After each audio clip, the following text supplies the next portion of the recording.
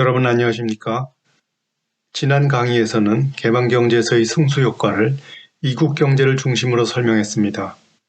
무역을 통해서 자국의 독립적 지출이 교역상대국의 소득을 끌어올리는 견인효과, 그리고 그 견인효과가 다시 자국의 소득을 증진하게 하는 반향효과는 소국경제를 가정한 단순무역과 차이를 보이게 합니다. 덧붙여 이국경제에서 근린궁핍하는 중요한 키워드인 것을 유념하시기 바랍니다. 오늘은 자본이동성을 주제로 설명하겠습니다. 서로 다른 통화를 사용하는 국가 간 자본이동성을 측정하는 데는 여러 가지 방법이 있으며 각각 다른 함의를 가지고 있습니다. 예를 돕기 위해 어떤 회사가 한 달 뒤에 필요한 운영 자금을 달러화 예금이나 유로화 예금으로 예치한다고 가정해 보겠습니다. 이 회사는 두 예금 가운데 어느 예금이 수익률이 더 높은지 따져볼 것입니다. 여기서 단지 금리가 더 높다고 해서 그 예금의 수익률도 높은 것은 아닙니다. 왜냐하면 한 달 뒤 유로달러 환율이 두 금리 차를 보상하고도 남을 정도로 변동할 수 있기 때문입니다. 이때 이 회사가 한 달 후 미리 약정한 유로달러 환율에 따라 유로화 또는 달러를 사고 파는 선물한 계약을 통해 환리스크를 제어한다면 정확한 수익률을 계산할 수 있으며 자금을 수익률이 높은 통화의 예금에 전액 예치할 것입니다. 사실 이와 같은 차익거래 활동은 전문화된 헤지펀드 등이 수행하고 있습니다. 비록 수익률 차는 작지만 낮은 수익률 통화로 많은 자금을 빌려 높은 수익률 통화에 투자한다면 큰 이익을 낼 수 있습니다. 무위험 이자율 평가 또는 커버된 이자율 평가는 자본 이동성이 매우 높은 주요 선진국 통화들 사이에 성립합니다. 여기서 커버된 것은 환위험입니다. 한편 유위험 이자율 평가 또는 커버되지 않은 이자율 평가는 금리차가 예상된 환율의 변화율을 반영하고 있습니다. 환위험이 커버되지 않았기 때문에 외환시장의 차익거래보다 투기적 공기에 따른 외환거래가 활발히 일어날 때 유위험 이자율 평가가 성립합니다. 투기적 활동은 외환금융시장을 안정하게 합니다. 사실 상식적 판단과 달리 경제학에서 투기적 활동은 시장을 안정하게 하는 중요한 경제 현상입니다. 환율 또는 주식이 지나치게 오르거나 내릴 때 시장을 안정하게 하는 힘인 거죠. 유위험 이자율 평가는 무위험 이자율 평가보다는 약하나 선진국 통화 사이에 대체로 성립된다고 보시면 되겠습니다.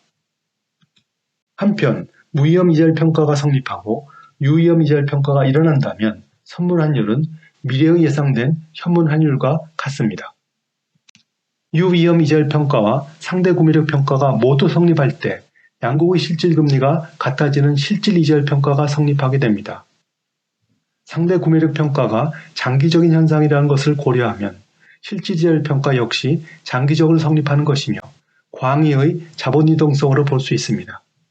만약 교역국 사이에 실질 이자율 평가가 성립한다면, 다시 말해서 나라에 관계없이 실질 금리가 동일하다면 한 나라 저축의 공급은 그 나라 소득 수준에 의존하고 투자 수요는 국제의 실질 금리에 의존하기 때문에 저축과 투자는 서로 다른 힘에 의해 영향을 받게 되어 둘 간의 상관관계가 미약하게 됩니다.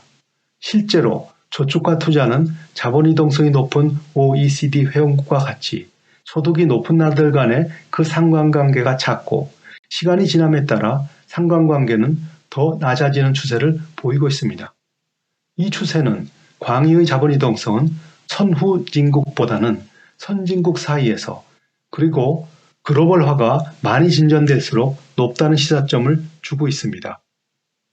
지금까지 다양하게 정의한 자본이동성은 슬라이드의 맨 아래 식으로 요약할 수 있습니다. 무위험 이자율 평가는 선물 환율이 미래 현물 환율의 불편 추정치일 때 유위험 이자율 평가가 되며, 다시 유위험 이자율 평가는 구매력 평가가 성립할 때 실질 이자율 평가가 됩니다.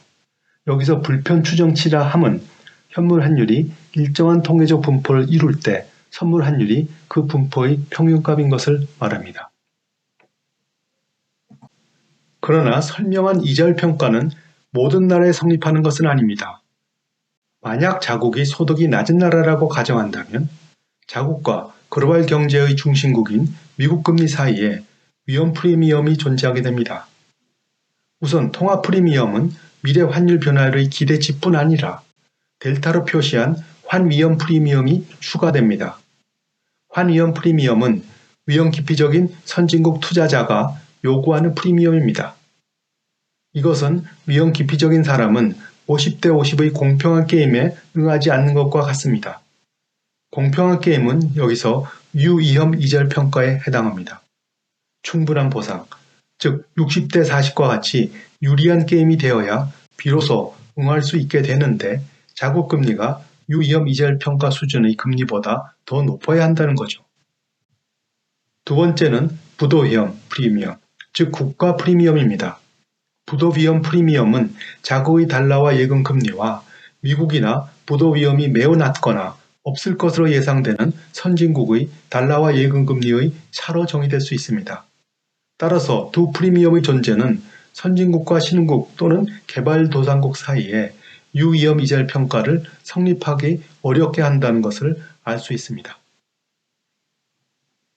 다음은 개방경제의 환율과 통화 레짐입니다.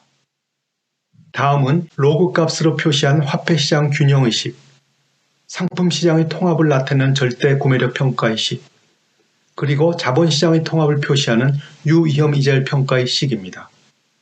소득 변수 Y를 제외한 모든 변수값은 명목으로 표시되었습니다. 람다는 화폐 수요의 이자율 탄력성을 표시하는 모수입니다. 여기서 세 식은 서로 연결되어 있습니다.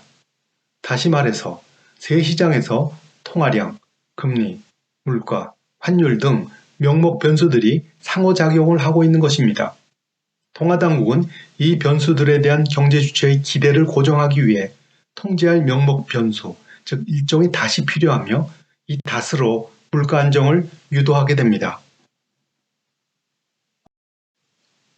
이 레짐은 다음의 세 가지 형태로 구체화될 수 있습니다. 고정환율제도 또는 이와 유사한 통화바스켓 환율제도는 물가가 안정적인 나라에 대한 환율을 안정함으로써 물가 안정을 이루고자 합니다. 유로존이 생기기 전 ERM이라고 하는 독일 마르크화 환율 안정기구가 대표적인 예로 들 수 있습니다. 구매력 평가가 경제 원리로 작용합니다. 두 번째, 통화량 타겟팅은 프리드만의 3% 룰과 같이 통화량 증가율을 일정하게 할 때 물가 안정을 이루는 것을 말합니다. 화폐 수량설이라는 경제 원리를 따른 것입니다. 세 번째, 인플레이션 타겟팅은 명목 금리를 제어하는 것은 곧 인플레이션을 제어하는 것에 다름없다는 피셔 효과에 기반한 통화 정책입니다. 표의 첨 내열은 IMF 회원국 가운데 환율을 안정하는 나라들의 비율을, 다섯 번째 열은 통화량 타겟팅을 하는 나라들의 비율을, 그리고 여섯 번째 열은 인플레이션을 타겟팅하는 나라들의 비율을 각각 표시하고 있습니다. 상대적으로 인플레이션을 타겟팅하는 나라들의 비율이 증가하는 모습을 보입니다. 더 많은 나라에서 금융시장이 발달해 중앙은행이 금리를 목표로 통화정책을 수용할 수 있게 되었기 때문입니다. 여기서 환율, 통화량, 금리 가운데 왜 하나만을 목표로 하는 것인지에 대한 의문이 있을 수 있습니다. 제8강에서 설명했듯이 통화량과 금리를 동시에 통제할 수 없는 것처럼 세 명목 변수들이 상호 의존적이기 때문에 그렇습니다. 그 결과 트릴레마, 즉 세 선택지 가운데 둘만을 한 바구니에 담을 수 있거나 같은 논리에서 바람직하지 않은 세 선택지 가운데 반드시 하나는 받아들여야 하는 문제에 봉착하게 됩니다. 유위험 이절 평가는 높은 자본 이동성 하에서 외환시장의 행태를 설명하는 데 유용합니다.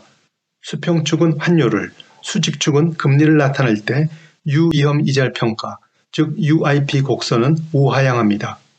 여기서 교역상대국 금리 IF는 외생변수로 처리했습니다. UIP 곡선은 기대 환율이 상승하거나 교역상대국 금리가 높아질 때 상방이동하며 그 반대일 때 하방이동합니다. 자본이동성은 화폐시장과 외환시장을 상호 의존적이게 합니다. 일정한 물가 수준에 대해 통화량, 금리, 환율이 화폐시장의 균형과 유의엄 이자율 평가를 동시에 성립해야 하기 때문입니다. 물가가 경직적일 때 통화량의 증가는 다른 조건이 일정할 때, 즉 기대 환율 변동에 영향을 미치지 않을 때 금리는 I2로 하락하고 환율은 S2로 상승합니다. 그러나 고정환율 제도에서 외환당국이 환율을 S1으로 유지하기 위해서는 금리는 다시 I1이 되어야 합니다. 결국 M2로 늘어난 통화량은 다시 M1으로 복귀해야 합니다. 한편 고정환율 제도에서 만약 환율 절하에 대한 기대감이 팽배한다면 UIP 곡선은 상방 이동하게 됩니다.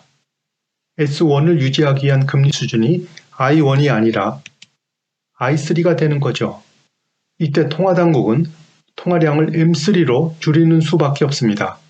자본이동성이 높을 때 환율을 방어하기 위해서는 긴축통화 정책이 불가피하게 됩니다. 오늘은 이만 마치겠습니다.